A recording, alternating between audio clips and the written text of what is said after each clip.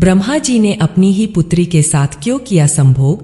ब्रह्मा जी ने अपनी ही पुत्री के साथ क्यों शादी किया? आइए जानते हैं इसके पीछे का असली कारण क्या है। इसके पीछे बहुत ही बड़ा रहस्य छुपा हुआ है, तो इस वीडियो को अंत तक जरूर देखिएगा ताकि आपको इस अद्भुत प्रश्न का सही जवाब मिल पाए। दोस्तों, वीडियो में आगे बढ़ने से पहले आपसे एक विनती है कि चैनल को सब्सक्राइब करके बेल आइकन को भी जरूर दबा दीजिएगा और इस वीडियो को लाइक शेयर भी जरूर से कीजिएगा। दोस्तों, ये कहानी भगवान ब्रह्मा और माता सरस्वती की है। दोस्तों, ब्रह्मा और सरस्वती की कहानी इस समय शुरू होती है जब इस सृष्टि की रचना हो रही थी। हिंदू ग्रंथ के मुताबिक सृष्टि की रचना ब्रह्मा जी के द्वारा किया गया है तथा इस ब्रह्मांड के पालनकर्ता के रूप में भगवान विष्णु को बताया गया है और भगवान शिव को सृष्टि के संहारक के रूप में जानते हैं। मतलब ब्रह्मा को रचयिता, विष्णु को पालनकर्ता तथा शिव को विनाशक के रूप में बताया गया है। मित्रों, भगवान ब्रह्मा और माता सरस्वती की कहानी को समझने के लिए आप हमारे वीडियो में अंत तक बने रहिए। इस वीडियो में खास करके कुछ सवालों का जवाब आपको दिया जाएगा। पहला सवाल है, आखिर क्यों ब्रह्मा जी ने अपनी ही पुत्री के साथ संभोग किया?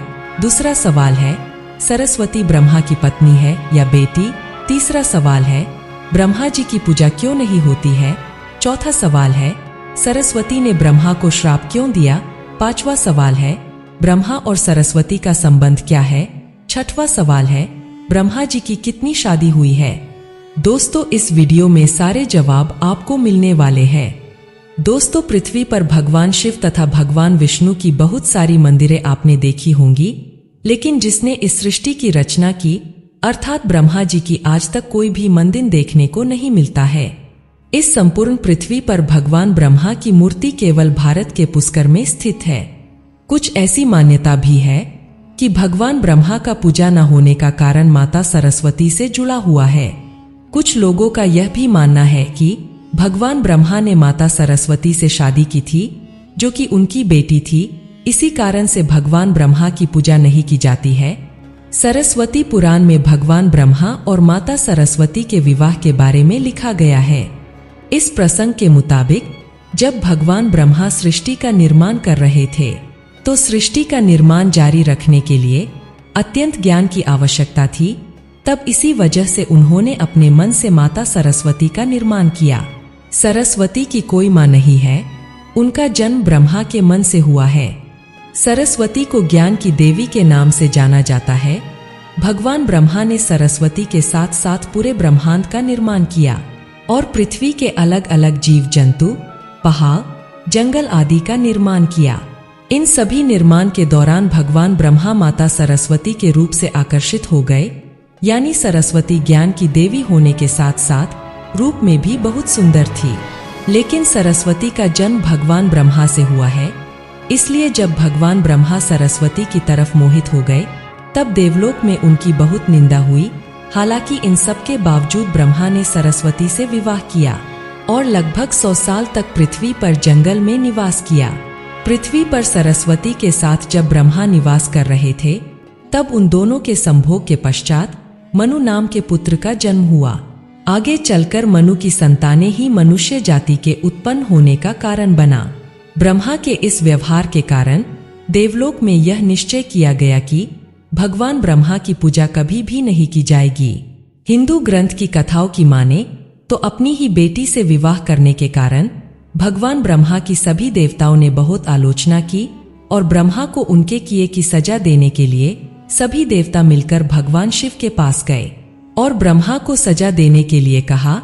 भगवान शिव देवताओं द्वारा ब्रह्मा जी की सभी बातों को सुनकर बहुत ही क्रोधित हो गए। फिर शिव ने गुस्से में आकर भगवान ब्रह्मा के 5वें सिर को धड़ से अलग कर दिया।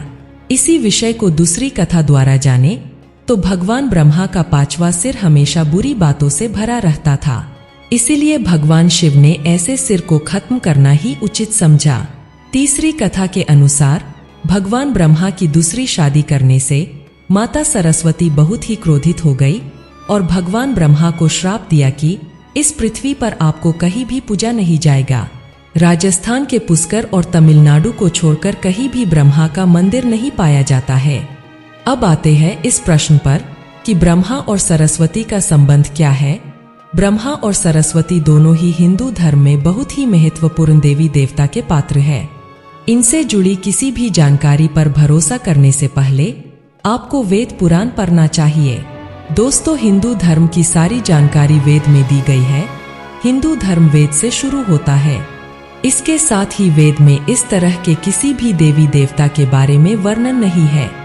हम जितने भी देवी देवता के बारे में जानते हैं उन्हें केवल पुराणों में लिखा गया है। अब आपको यह भी समझना होगा कि ब्रह्मा और सरस्वती को लेकर जो भी जानकारी दी जाती है, कहा जाता है कि इस जानकारी को सरस्वती पुराण से लिया गया है। लेकिन हैरान करने वाली बात तो यह है कि सरस्वती पुराण नाम की कोई भी पुराण हिंदू धर्म में नहीं है। तो यह भी कहा जा सकता है कि यह सब सिर्फ बनी बनाई बातें हैं। हिंदू धर्म में 4 वेद और 18 पुराणों की बात कही गई है। इन 18 पुराणों में सरस्वती पुराण नाम का कोई पुराण मौजूद नहीं है। कुछ बड़े पुराणों को उपपुराणों में विभाजित भी किया गया है, मगर उपपुराण में भी सरस्वती पुराण नाम की किसी भी पुराण का जिक्र नहीं है। ऐसे में सवाल उठता है कि ब्रह्मा और सरस्वती के बीच कौन सा संबंध है, क्या सच्चाई है। इसके लिए आपको समझना होगा कि जब ब्रह्मा ने इस सृष्टि का निर्माण किया तो इनके अलावा विष्णु और शिव के अलावा कुछ भी इस सृष्टि में उपलब्ध नहीं था। ऐसे में अगर उन्हें सृष्टि को आगे चलाने के लिए किसी भी पुरुष या स्त्री की आवश्यकता होगी तो उन्हें अपने मन से उनकी रचना करनी होगी।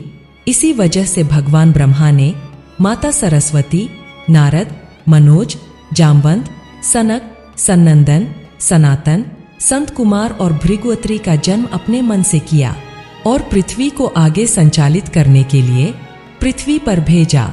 इसीलिए पृथ्वी पर ध्यान के संतुलन को बनाए रखने के लिए उन्होंने माता सरस्वती को अपने साथ रखा और फिर साथ रहने वाली स्त्री को पत्नी का दर्जा दे दिया गया। मित्रों, अब आपके मन में यह सवाल होगा कि सरस्वती पत्नी है या ब्रह्मा की बेटी। तो यह सवाल आपके मन में आना उचित है। अगर ब्रह्मांड में मौजूद हर चीज की रचना भगवान ब्रह्मा ने की है तो बेटी हो या पत्नी, दोनों की ही रचना भगवान ब्रह्मा के ही द्वारा संभव थी। भगवान ब्रह्मा को अगर किसी के साथ विवाह करना था तो इसके लिए भी उन्हें किसी का निर्माण अपने मन से ही करना पड़ा होगा और उनके मन से उत्पन्न होने के कारण उनका रिश्ता बेटी की तरह भी माना जाता है। हालांकि सृष्टि का निर्माण होने के बाद अलग अलग घटनाओं के कारण ब्रह्मा का विवाह 5 बार हुआ था। इस वजह से उनकी कुल 5 पत्नियां हैं, जिसमें सरस्वती, सावित्री, गायत्री, श्रद्धा तथा मेधा है। अब चलिए जानते हैं कि ब्रह्मा जी की पूजा क्यों नहीं होती है। आपने पृथ्वी पर बहुत सारे मंदिर देखे होंगे। हिंदू धर्म के अलग अलग मंदिरों में आपने अक्सर भगवान विष्णु तथा भगवान शिव के मंदिर देखे होंगे। आपने कभी भी भगवान ब्रह्मा के मंदिर को नहीं देखा होगा। ऐसे में आपको बता दें कि राजस्थान के पुष्कर में भगवान ब्रह्मा का एक मंदिर है। वह मंदिर 3 झीलों से घिरा हुआ है और माना जाता है कि जहां भगवान ब्रह्मा के कमल से बना है। प्रचलित कथा के मुताबिक सृष्टि का निर्माण होने के बाद एक राक्षस ने पृथ्वी पर खूब उत्पात मचाया था। जब इस राक्षस ने भगवान ब्रह्मा को ललकारा तब ब्रह्मा जी ने राक्षस का वध कर दिया और इस दौरान उनके कमल के 3 टुकड़े धरती पर आके जिससे बड़े बड़े झील बन गए। आज यह स्थान भारत के पुष्कर नामक इलाके में है और उन 3 झील को व्यवस्था, मध्यम और कनिष्ठ पुष्कर कहा जाता है। इन झीलों के निर्माण के कारण वहां पर एक यज्ञ करवाने का निश्चय किया गया। इस यज्ञ में साक्षात भगवान ब्रह्मा बैठने आए थे, मगर पूजा पाठ में पति को पत्नी के साथ बैठना होता है। उस समय भगवान ब्रह्मा की पत्नी सावित्री थी, मगर उन्हें आने में काफी विलंब हो रहा था। बहुत देर इंतजार करने के बाद पूजा का मुहूर्त खत्म होने से पहले भगवान विष्णु ने एक सुझाव रखा। ब्रह्मा जी की शादी इसी पूजा के दौरान कर दी जाए। इस विचार पर सहमति दिखाते हुए भगवान नारद जी ने गायत्री नाम की एक स्थानीय नारी को भगवान ब्रह्मा के साथ विवाह करने के लिए मना लिया। जब इन दोनों का विवाह हुआ और भगवान ब्रह्मा गायत्री के साथ यज्ञ में बैठकर पूजा संपन्न किया, तभी वहां माता सावित्री आ गई और वह यह सब देखकर खूब क्रोधित हुई। उन्होंने इस क्रोध में आकर भगवान ब्रह्मा को श्राप दिया कि धरती पर उनकी पूजा कभी नहीं की जाएगी। उसके बाद उन्होंने नारद को उस स्त्री को खोजकर लाने के लिए श्राप दिया कि नारद आजीवन कुंवारे रहेंगे। इस तरह से ब्रह्मा जी को 2 श्राप मिला, एक तो सरस्वती जी ने दिया और दूसरा माता सावित्री ने। जब माता सावित्री को पता चला कि शादी का विचार भगवान विष्णु ने प्रकट किया था, तो उनके श्राप से वह भी बच नहीं पाए। माता सावित्री ने भगवान विष्णु को श्राप दिया कि वह अपनी पत्नी की वियोग में सालों तड़पेंगे। इसी श्राप के कारण भगवान विष्णु को राम अवतार में माता सीता से विछड़ने का दुख भोगना पड़ा था। उसके बाद जब माता सावित्री का क्रोध कुछ कम हुआ, तब उन्होंने भगवान ब्रह्मा पर दया दिखाते हुए कहा कि उनकी पूजा धरती पर केवल एक जगह ही, केवल इस पुष्कर में ही हो सकती है। इसके बाद भगवान ब्रह्मा के इस व्यवहार से आहत होकर वह पुष्कर के समीप रत्नागिरी नाम के पहाड़ पर चली गई और हमेशा के लिए तपस्या में लीन हो गई। आज भी रत्नागिरी के पहाड़ पर माता सावित्री का मंदिर और उसके ठीक नीचे 3 झील के बीच बसा पुष्कर का ब्रह्मा मंदिर मौजूद है। इतिहासकारों के मुताबिक आचार्य शंकराचार्य के द्वारा सन 711 में यहाँ भगवान ब्रह्मा के मूर्ति की स्थापना की गई थी। उससे पहले यहाँ बिना मूर्ति के पूजा होती थी। दोस्तों, इस वीडियो के डिस्क्रिप्शन बॉक्स में हमने बहुत से धार्मिक किताबों का लिंक दिया हुआ है।